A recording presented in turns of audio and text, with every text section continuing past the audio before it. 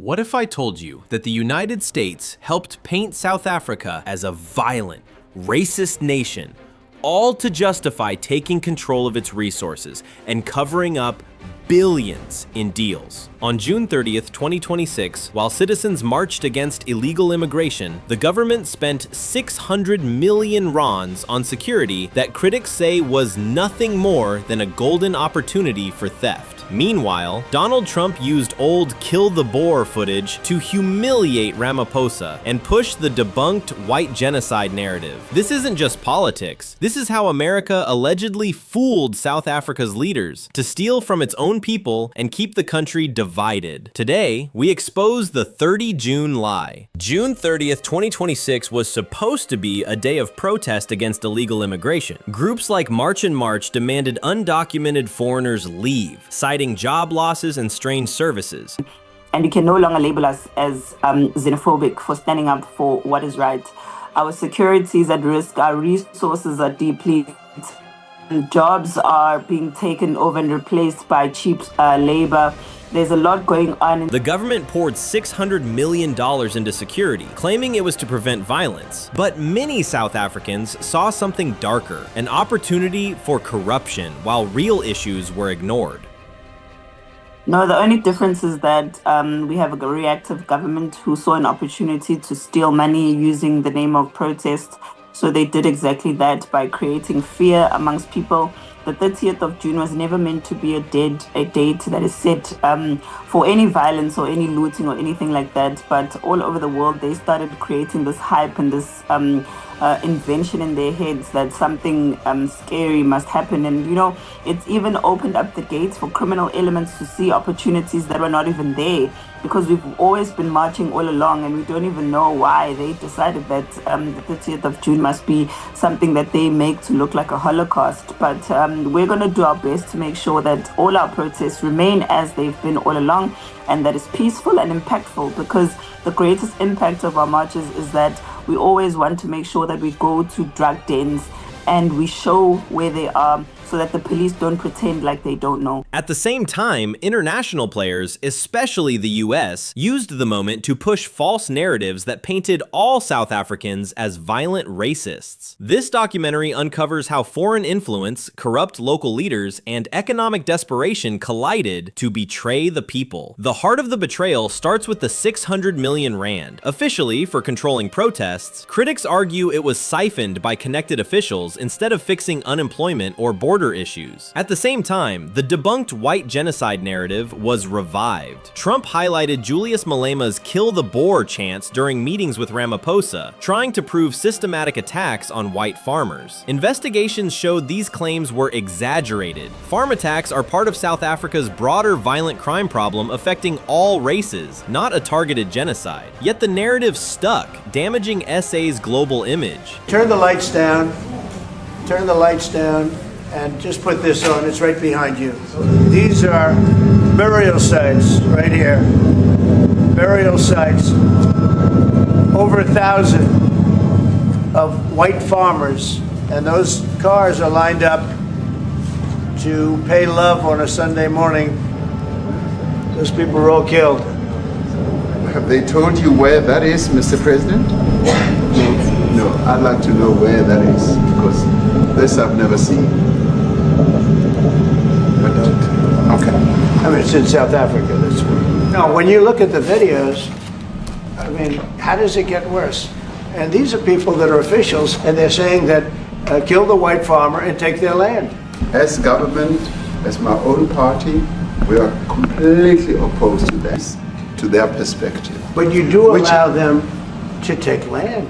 No. You do allow them to take land. No, nobody can take land. And then when they take the land, they kill the white farmer. And when they kill the white farmer, nothing happens to them. No, there is nothing happens to them. There is criminality in our country. People who do get killed, unfortunately through criminal activity, are not only white people. Majority of them are black people. And we have now been utilizing. The farmers are not black. I don't say that's good or bad, but the farmers are not black. America's alleged role runs deep. By amplifying false genocide claims, the US pushed a narrative that South Africans are inherently violent, making it easier to isolate the country, justify deals with corrupt elements, and maintain influence over minerals and business. Historical patterns of interference, combined with SA's brick alignment, created tension. Trump's meeting with Ramaphosa wasn't just diplomacy, it was humiliation, using old footage to vindicate long debunked stories. The goal? Keep South Africa divided and dependent, so external powers can continue extracting wealth. To be honest with you, I don't even think South Africans like to hire the South Africans. Oh. Yeah. And I'm being honest. I don't know. I don't understand why. South Africans aren't protesting without reason. Minimum wage laws require employers to pay 2,000 Rand to 3,000 Rand or more, but undocumented migrants often accept far less. I have employed people from Zimbabwe probably for the last 20 years of my life. Yes, it's very sad what is happening to these people being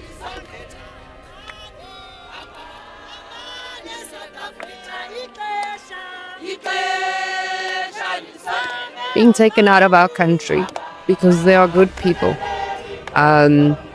They say that these people are taking South Africans' jobs, but the thing is, the reason why people employ them is because of their diligent work, because they are such hard workers, because they are just these beautiful people. They are very hard workers, very diligent, very neat, exceptionally smart. To be honest with you, I don't even think South Africans like to hire the South Africans.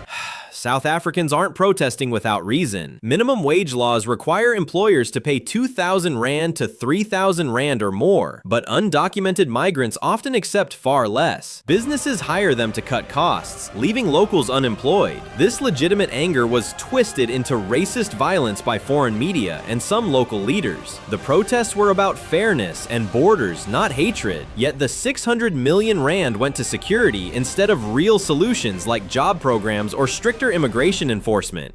If the government was serious about spending the 600 million, they would have spent it on getting rid of these places where foreign nationals are there in numbers and are making us feel uncomfortable in our own area. They would have spent 600 million on the Department of Home Affairs, making sure that they build a gate at our borders to secure our borders. They would have spent the 600 million on getting more immigration officers, because you can't have an immigration crisis and you only have 800 immigration officers and you tell us that you're trying to solve the problem. You're never going to solve the problem. So I'm saying the government is wasting 600 million Rand because marching is not going to end. We're not going to stop just because the 30th has come. After the 30th, we're going to march even more. So they're going to spend 600 million every single time instead of solving the problem, which is to remove illegal immigrants from our country. It's that simple. The climax came when the Ramaphosa-Trump meeting exposed everything. Trump played Malema footage to push the genocide lie. Post-meeting, international perception turned sharply against South Africa. Citizens watched their government spend 600 million Rand while ignoring their struggles. Songa, Venda, and other communities feared spillover violence. The 30th of June lie was complete, a manufactured crisis to cover corruption and foreign agendas. This wasn't random. Foreign powers benefit when South Africa is seen as chaotic. By dividing black South Africans and amplifying tribal and xenophobic tensions, they weaken unity and make resource deals easier. Corrupt local leaders, bribed or misled, become willing partners. The 600 million Rand is just one example of how public money is wasted while the nation's riches flow outward. South Africans are waking up to this game. To find places that are hotspots areas for drugs especially, which is what we usually do in our marches, because we know that policemen in those particular areas where we march at are usually police who are compromised, who are part of the drug networks. You know, when we had a meeting with the police, we actually asked them, what happens tomorrow when the protests are done? What are you going to be doing for the rest of the day? Because for us, that's a matter of interest. You can't be spending 600 million Rand for a protest. That's not even going to last the whole day. whereas we have been demanding those very same resources for fighting crime, for example, for going into these areas that are hotspots like the Sunnyside in Pretoria, the Hillbrow in Johannesburg, the Point Road in Durban, and almost every single city in South Africa has a place where Nigerians are living there, pushing drugs and prostitution and human trafficking. Where were all of these resources that we're seeing now? Where were the private security? If government had an option to use all of these things that they have at their disposal, why were they not using them? Because we wouldn't even be on the streets today if they had acted as proactively as they are against a march. Now, the only reason we are continuing with the demonstration, or why we even had demonstrations in the first place, is because the government has created so much tension and so much fear around the day that people have decided to take leave from work and not go to work. And our worry now is that if people are idle and they're not doing anything on the day, that could be exactly what causes them to have silly ideas to do silly things.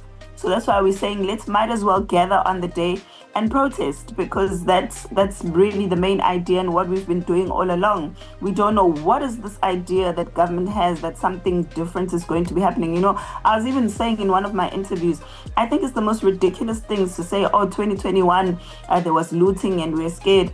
I'm saying if we were going to do something ridiculous, we've had days. We've been in existence for a year and almost a year and a half now. And if we wanted to do something, why would we announce a date and attach a timeline to it, a date where we're going to be having venues where the police are going to be present? That doesn't make any sense. But because our government is reactionary, they always think that they have solutions which are temporary solutions and never ever go to the root cause of the problem to solve that. Marching the streets, peacefully so, you know. And I've been saying that the greatest thing that has scared me is the interpretation from the media and all of these other religious groups that have come out now to tell us that it's vigilante to march the streets wearing your traditional attire. I mean, Zulu men, even at a wedding, dress the way that they do when they're protesting. What are you trying to say? That we must be ashamed of who we are? So I feel like we're dealing with a very tricky situation here, where, I'm going to blame Arabile, the media's role in this, the NGO's role in this, the government's role in this, and a lot of external forces that are trying to pretend as if we're the ones that are funded, as they claim. But I'm telling you, the greater funding is in the ones that are funding the NGOs and the NPOs. And if you find where those people are being funded and where their money is going to, because we've been asking the Department of Social Development, where does the money that comes to these NPOs go to? They say they don't know. The last thing they ever do is to register them, and it ends there. That's not a working model for anyone who wants to make sure that their country is safe. Getting money from foreign agencies and you're not tracing the money, because we've been saying, tell us where the money for the NPOs and NGOs is going.